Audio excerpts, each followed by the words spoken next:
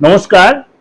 আজকে আলোচনা করব এই মাসের মিডিল অবস্থা থেকে পরের মাসের মিডিল পর্যন্ত, প্রথম দিকটা পর্যন্ত, মিডিল না ঠিক প্রথম দিকটা পর্যন্ত, যেটা আমি প্রত্যেক মাসেই আপনাদের কাছে প্রেজেন্টেশনটা করি।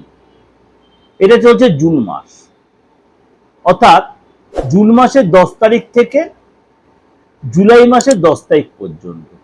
জুন মাসের মাসিক রাশি বলতে আপনাদের কাছে অবশ্যই প্রেজেন্ট করেছি, কেন মানে মেজর গ্রহ তো ট্রানজিট করেছে, কিন্তু সারাটা মাসের মধ্যেই কিছু না কিছু গ্রহ তার নয় রাশি ট্রানজিট হচ্ছে, না তার নক্ষত্র ট্রানজিট হচ্ছে। কেন আপনি হাত দেখেই বলুন, ফেস রিড করেই বলুন, আর আপনি হরোস্কোপ দেখেই বলুন, আপনাকে সেই গ্রহ রাশির উপর বেস করেই এগোতে হবে। না সূর্য চন্দ্র বা দিন রাত্রি যাই হচ্ছে পুরোটাই গ্রহ রাশির বেস, মানুন আর নাই মানুন, সারা বিশ্বতে এটাই হলো মেন ফ্যাক্টর। তাহলে এই মুহূর্তে আমরা আলোচনা করব জুন মাসের 10 তারিখ থেকে জুলাই মাসের 10 তারিখ পর্যন্ত।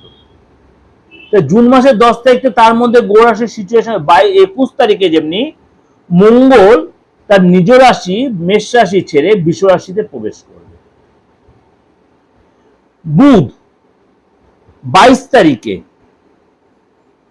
তারিখে মিথুন রাশি ছেড়ে কর্কট রাশিতে প্রবেশ করবে। সেখানে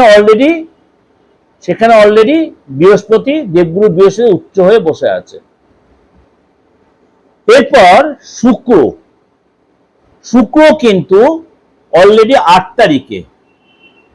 তারিখে কিন্তু তার গমন করেছে আপনার কর্কট রাশি মিথুন ছেড়ে। এবং সূর্যদেব প্রতি মাসের মতোই এই মাসেও কিন্তু 15 জুন বৃষ রাশি ছেড়ে মিথুন রাশিতে প্রবেশ করবে। সুতরাং এই যে 10 তারিখ থেকে 10 তারিখ এতগুলো গ্রহ তার সিচুয়েশন চেঞ্জ হলো, এবং কর্কট রাশিতে 3 গ্রহের মেলবন্ধন তৈরি হলো, এবং কেতু বসে আছে সিংহ রাশিতে, মানে কুম্ভ রাশিতে বসে আছে রাহু, শনি বসে আছে মীন রাশিতে। এই সিচুয়েশনটা সারাটা মাস বলবো না, 10 to 10 অর্থাৎ 10ই জুন টু 10ই জুলাই আপনাদের কেমন যাবে। তার সাথে বলে রাখি, অবশ্যই আপনারা আমার এই প্রোগ্রামটা ফলো রাখুন। আপনাদের নতুনত্ব দিয়েছি, যা আপনাদের সকলের রিকোয়েস্ট, নক্ষত্রের ক্যারেক্টারিস্টিক, অর্থাৎ নক্ষত্রের চারিত্রিক ধরন বা তার কি কি গুণাগুণ। রাশি লগ্ন তো আমরা আলোচনা করেছি বা করব, কিন্তু নক্ষত্রের এই যে বিচার 27টা নক্ষত্রের, আপনার নিজেদের নক্ষত্র নিজের জেনে সেখানে আপনি কিন্তু অবশ্যই জেনে নিলে আপনার কার কোন রাশির সাথে মিলবে, কি আপনার ক্যারেক্টার, কি নেচার, কাদের সাথে কি ধরনের প্রফেশন বা কি কেরিয়ার, কাদের সাথে রিলেশন, কি ব্যবসা করবেন, এটা কিন্তু আমার দেয়া রয়েছে আমার এই দিগদর্শন চ্যানেলে। এবার যারা নক্ষত্র জানেন না, রাশি জানেন না, আপনার নামটাও জানেন, তার নিজের রাশিটা জেনে নিন, কারোর কাছে প্রেডিকশন নিয়ে। যদি মনে হয় পার্থদের কাছে আসবেন, আসতেই পারে, ফেসটা দেখিয়ে, হাতটা দেখিয়ে। লাস্ট হচ্ছে বাস্তুটা বারবার কেন আপনাদের বারবার বলি যে রেক্টিফিকেশনটা প্রয়োজন বাস্তু। তাহলে কি ডিমোলাইজড করে ভেঙে না, আপনার ঈশান কোণে টয়লেট আর সাউথ ওয়েস্টে আপনার গেট রয়েছে, বা সাউথ ইস্টে আপনার কোনো জলের ব্যবস্থা রয়েছে, তাহলে কি করবেন? আপনার উপায় নেই তো, আপনার বাড়িটা বা ফ্ল্যাটটা ছাড়তে পারছেন না ইমিডিয়েট, বা আপনি যাকে বিক্রি সেও তো এসে দেখবে, সেও তো নাও নিতে পারে, আপনি মঞ্চ রেক্টিফাই করে নিন না। হ্যাঁ, রেক্টিফাই করে রেজাল্ট পাওয়া যাবে, হ্যাঁ পাওয়া যাবে, নিশ্চয়ই পাওয়া যাবে। এখন অ্যাস্ট্রোই অনেক উন্নত হয়ে গেছে, অ্যাস্ট্রোইটা অনেক উন্নত হয়ে গেছে, যেমনি মানে আপনার চিকিৎসা শাস্ত্র অনেক উন্নত হয়েছে, অ্যাস্ট্রোইটা অনেক উন্নত হয়েছে। সুতরাং আপনাকে এটার উপর ভরসা করে চলতেই হবে, মানুন আর না মানুন। ভরসা যদি করতে পারেন তাহলে আপনি ডেভেলপও পাবেন। চলুন তাহলে আলোচনা করে আজকে আপনার রাশি কি বলছে, গ্রহ রাশির উপর সিচুয়েশন বেস করে।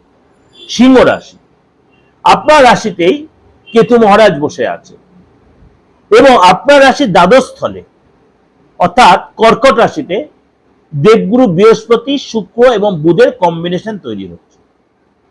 কিছু কিছু ক্ষেত্রে আপনার কিন্তু ডেভেলপ আসবে, শরীরটা নিয়ে আপনাকে সচেতন থাকতে হবে। আপনার ঢাইয়ার প্রভাবটা কাটবে, আপনার গুরুজনের হেলথ নিয়ে একটু ডিস্টার্ব হতে পারে, গুরুজনের হেলথ নিয়ে একটু ডিস্টার্ব হতে পারে। আপনার পার্টনার, আপনি বিবাহিত হন যদি, মানে লাভ পার্টনার বা লাইফ পার্টনার, তার জন্য আপনাকে একটু অর্থ খরচ হতে হবে তার হেলথের কারণে, ঘুরতে যাওয়ার কারণে, তার বায়না মেটানোর জন্য, কোনো ট্রিটমেন্ট, ডাক্তারি কোনো ট্রিটমেন্ট বা টেস্টের জন্য কোনো খরচ হতে পারে।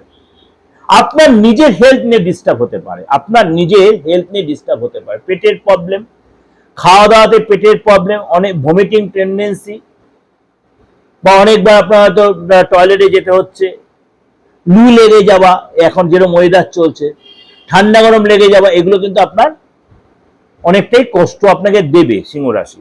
একটু সতর্ক থাকে খাওয়া দাওয়ার ব্যাপারে, চলাফেরার ব্যাপারে, কথাবার্তার ব্যাপারে, বয়স্ক লোকেদের শরীর স্বাস্থ্যের ব্যাপারে। আপনার নিজের হিডেন পার্টসের শরীরটা বা আপনি অর্থের ব্যাপারটা কোথায় টাকা ইনভেস্ট করে সেগুলো একটু যত্ন সহকারে ফলো করেন, তাড়াহুড়া করবেন না, নেওয়ার ব্যাপারে বা কাউকে দেওয়ার ব্যাপারে সতর্ক থাকবেন।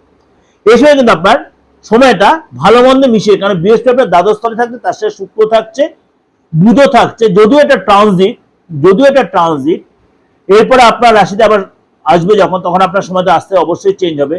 আপনার এই সময় প্রপার্টির যোগ তৈরি হবে, কিন্তু কোথায় প্রপার্টি কিনছেন অবশ্যই সার্চিং করে নেবেন, তাড়াহুড়া করবেন না, ইনভেস্টর সতর্ক থাকবেন। এই সময় কিন্তু বাড়িতে কোনো মাঙ্গলিক কাজ বা সন্তানের কাছ থেকে কোনো খবর এই ধরনের কিছু পেতে পারেন। এই সময় কিন্তু মার্কেটে যে আপনার ধার দেনা ছিল সেই ধার দেনাটা মিটতে হবে, নতুন ভাবে কোনো কাজ আপনি আরম্ভ করবেন, যে কাজ আপনি দীর্ঘদিন আগে করছেন বন্ধ হয়ে গেছে সেই কাজ আপনি আরম্ভ করতে পারেন, নতুন কোনো ডিল হতে পারে, নতুন কোনো ধনলাভ হতে পারে, পরিবর্তন হবে। কিন্তু আপনাকে ধীরে সুস্থে এগোতে হবে, তাড়াহুড়া করবেন, খাওয়া দাওয়ার প্রতি কন্ট্রোল রাখবেন, রাস্তায় চলাফেরাতে কন্ট্রোল, মুখের ভাষার কন্ট্রোল রাখবেন।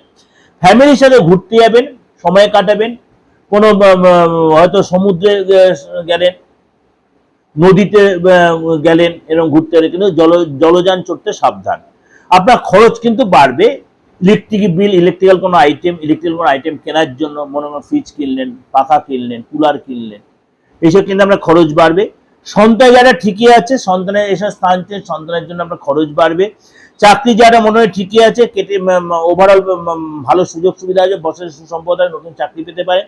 ব্যবসা যাওয়াটা ভালো হবে, সরকারি কাজে খরচ হবে, কিন্তু আপনার 15 তারিখ পর্যন্ত ব্যবসা নিয়ে একটু মাথা টালমাটাল, আপনার কোনো বিল পেমেন্ট করা, ট্যাক্স দেওয়া, trade license up to date করা, এগুলো পারপাসে খরচ হবে। 16 তারিখের পর থেকে এই জায়গাগুলো কন্ট্রোল হবে এবং আপনি সেভিংস করতেও পারবেন, সেটা আপনার ভালো। দাম্পত্য জীবনটা আপনার মোটামুটি ঠিকই থাকবে এবং আপনার কিন্তু বন্ডিং ভালো মন্দ মিশিয়েই চলবে, কখনো ডাউন, কখনো সন্দেহ, কখনো রাগারাগি, মানে একই স্মুথলি হবে না, কিন্তু একটু মাঝে মাঝে হবে, কিন্তু আবার সুসম্পর্কও তৈরি হয়ে যাবে। যে ডিস্টার্বেন্স সেটাও ঠিক হয়ে যাবে, আপনার এই সময় নতুন রিলেশনও আসতে পারে। সেই রিলেশনটা অবশ্যই আপনি বিবাহিত হলে সাবধানে মেনটেন, এক্সট্রা ম্যারিটাল রিলেশন হতে পারে, কারণ আপনার দ্বাদশে শুক্র হতে পারে, কিন্তু সেটা সতর্ক থাকবে, সেটা আপনার সম্মাননীয় হতে পারে। এটা যে আপনাদের ওভার একটা প্রেজেন্টেশন দিলে অবশ্যই আপনাদের ভালো লাগবে, অবশ্যই আপনাদের উপকারে লাগবে, অবশ্যই কাজে লাগবে, কেন মঙ্গলের এই যে সিচুয়েশনটা চেঞ্জ হয়েছে সেটাও আপনার জন্য খুব কার্যকরী। ভালো থাকবেন। যোগাযোগ করতে হলে যে কোনো তন্ত্রীতে, যে কোনো কর্মের জন্য প্রার্থনা যে আপনাদের সহযোগিতার জন্য রেডি, অনলাইনে অফলাইনে, প্রেডিকশনের জন্য, প্রতিকারের জন্য, সব রকমের জন্য। আপনাকে চেম্বারে কষ্ট করে গণের মধ্যে না এসে আপনি কিন্তু, বা এসে বসে থাকাচ্ছে, আপনি কিন্তু অনলাইনেও ঘরে বসে আপনি প্রেডিকশন নিয়ে প্রতিকারটা করে নিতে পারেন। ভালো থাকবেন, নমস্কার।